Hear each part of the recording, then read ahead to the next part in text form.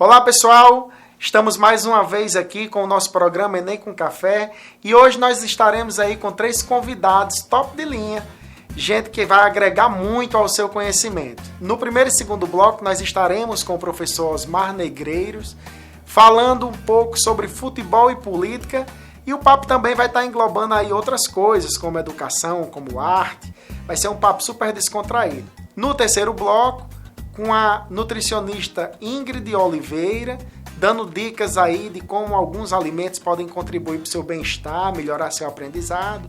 E no quarto bloco, o professor Valderi Dantas vai estar aqui dando dicas valiosíssimas de física para você que vai fazer Enem e está imperdível. Então fica atento que o Enem com Café começa agora.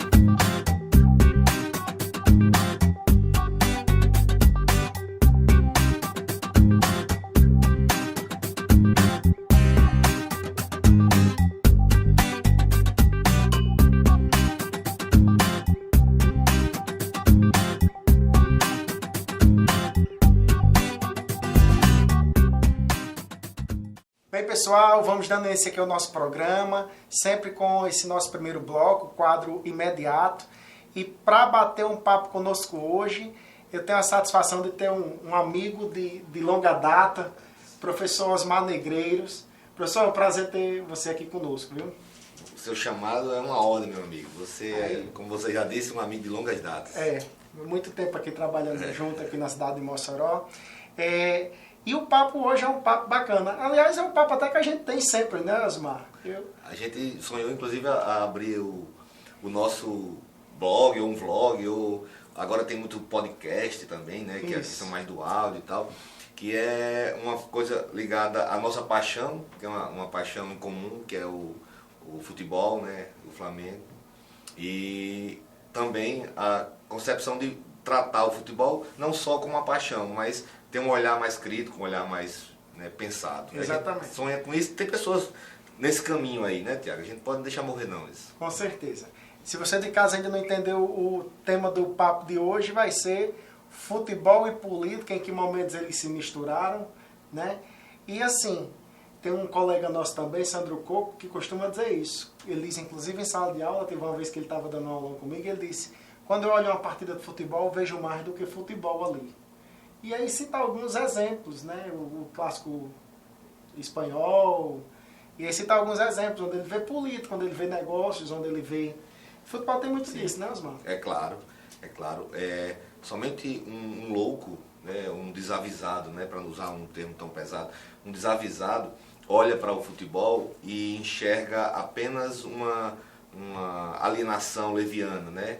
É claro que o futebol possui esse lado alienante, porque se trata de um negócio de empresas onde o objetivo maior acaba sendo também a lucratividade, né? Não deixa de ser. Então, por trás de bastidores obscuros surgem coisas que a gente não consegue precisar.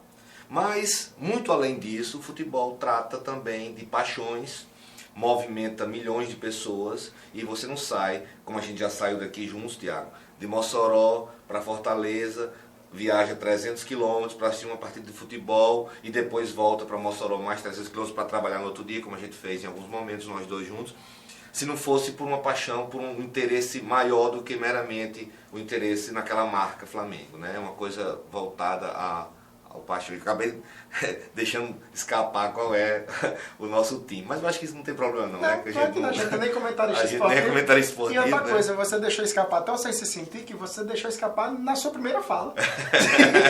Na sua primeira fala, você já disse. A gente até pensou em montar um blog falando do Flamengo, já tinha deixado escapar faz tempo.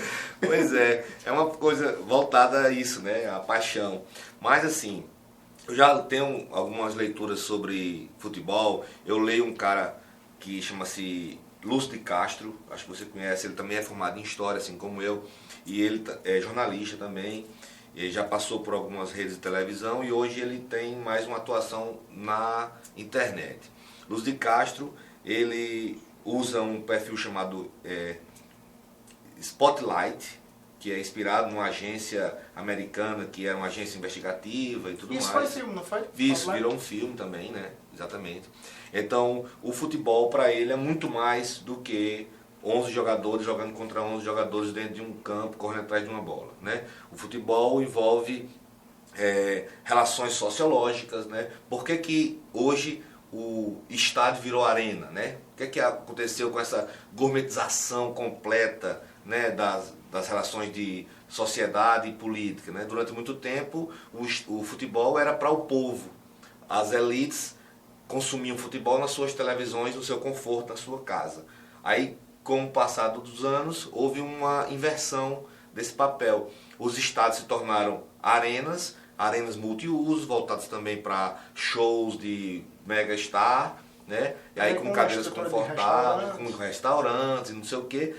Aumentou bastante o preço do ingresso e isso higienizou os estádios. Aquele pobre, analfabeto, banguelo, que ia para o estádio torcer para o seu time, agora é obrigado a ver na televisão, coisa que quem fazia antes era o rico. Houve uma inversão nessa polarização. Então isso tem uma função histórica, isso tem uma explicação histórica, não foi por acaso, né? Não foi uma simples decisão de uma pessoa em algum momento da construção do futebol brasileiro, né? Aqui no Brasil essa construção das arenas aconteceu forte no pré-copa, né, digamos assim. Isso, a Copa do Mundo ela foi um marco divisor para essa gourmetização do futebol, né? Aqui no Brasil eu só lamento um pouco essa questão de algumas arenas que me parece que do ponto de vista financeiro ficou um tanto inviável, ela não se paga, né? Aqui no Rio Grande do Norte é um exemplo. Né? Meio bilhão de reais foi gasto para uma arena que não tem um jogo sequer na Série A por ano. Assim, o ano passado teve Flamengo e Fluminense, né? São dois times que não são daqui da região, né? O ABC está na Série C, o América ainda na D. Então... E para abrir uma arena é muito caro. Exige um recurso pesado, né? Às vezes os times divulgam o bordeiro, né? E o custo da arena, ele é alto. É muita gente envolvida ali, energia, conta de água. A gente já misturando aí futebol com política e com economia, né? Porque aí quando você envolve aí o custo, você já coloca a economia também para fazer conta disso tudo. Aí eu vou colocar mais um viés, que aí a gente faz uma 4 pilares aqui e solidifica a nossa discussão, que é a educação, né? Você usa o futebol também como um lúdico, né? A construção das atividades lúdicas do menino que está construindo a sua vida, né? No Brasil, a atividade esportiva mais acessível para todos e mais popular continua sendo o futebol, apesar de existir outros esportes fáceis de se praticar em praças, em academias, em locais públicos, mas o futebol ainda é o esporte mais praticado. Portanto, as crianças nos seus primeiros passos já começam a ganhar uma bola, já começam a dar as suas primeiras coordenações motoras. Então tem um papel lúdico, formador, educativo, que o esporte por si só ele já traz, mas tem também, já que a gente nós somos, né, do métier da educação propriamente falada, né, educação formal, porque a gente trabalha com educação, somos professores.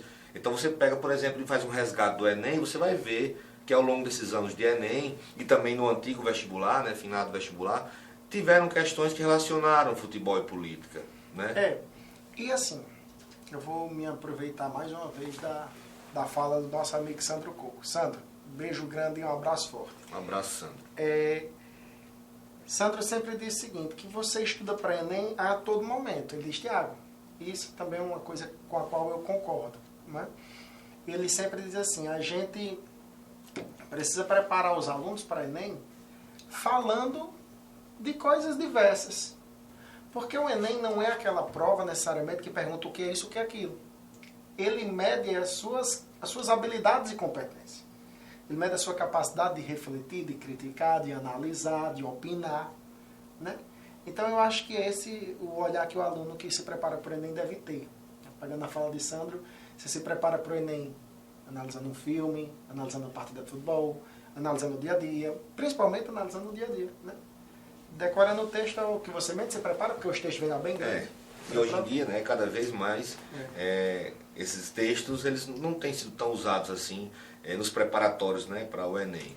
Eu tenho minhas críticas, né, ao Enem. Queria aproveitar que você citou o Sandro 2 vezes. Um grande abraço para o meu amigo Sandro. A gente já discutiu bastante sobre, inclusive, a funcionalidade do Enem. Mas, assim, do ponto de vista como você falou, estudar no dia a dia, desenvolver uma criticidade, essa é uma das habilidades que se espera do senso crítico das humanidades, né? Para quem se dispõe a estudar história, filosofia, sociologia, para não se estender tanto, né? Essas três como carro-chefe. Artes também tem caído muito na prova de linguagem. Peguei a carona e falei de artes porque eram coisas que não eram cobradas no vestibular tradicional, né?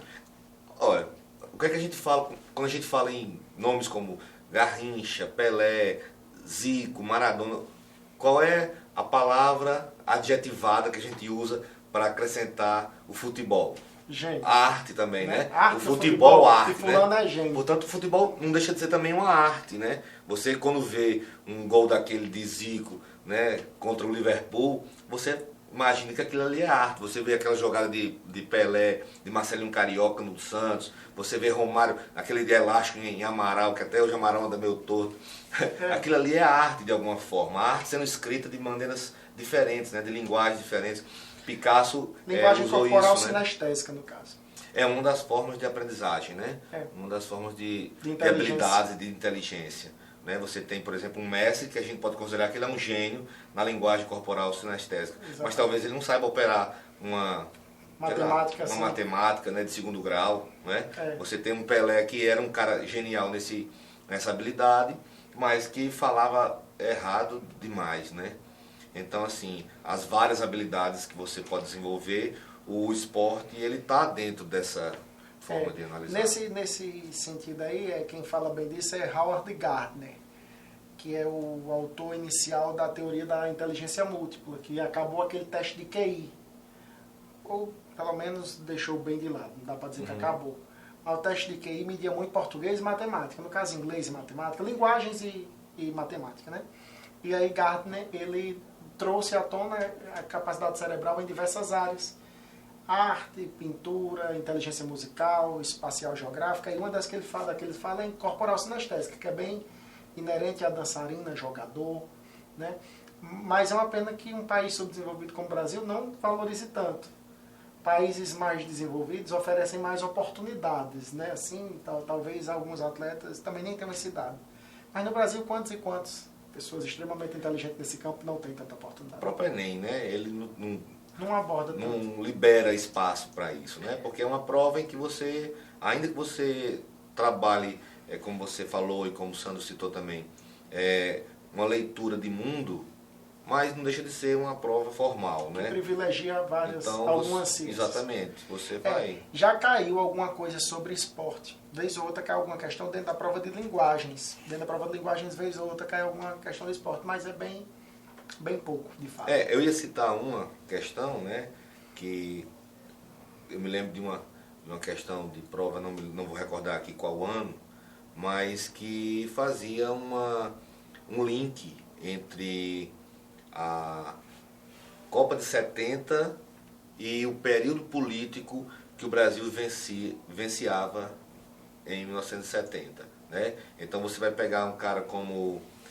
Garrastazu Médici, né, que era o então presidente daquela época, e que ele procurou de algum jeito filiar a figura política dele e o progresso que ele vendia o Brasil estava vivenciando a o sucesso que aquela seleção teve na Copa do Mundo, né? A ditadura, ela casou bem, a ditadura no Brasil casou bem com o futebol, mas vamos continuar esse papo já, vamos segurar aqui um pedacinho. A gente vai para o nosso intervalo, no nosso próximo bloco a gente continua com esse papo com o Osmar, porque o negócio bom é falar de futebol. A gente só não vai falar de Flamengo, porque senão vai passar o programa todo. Segura aí que a gente volta já.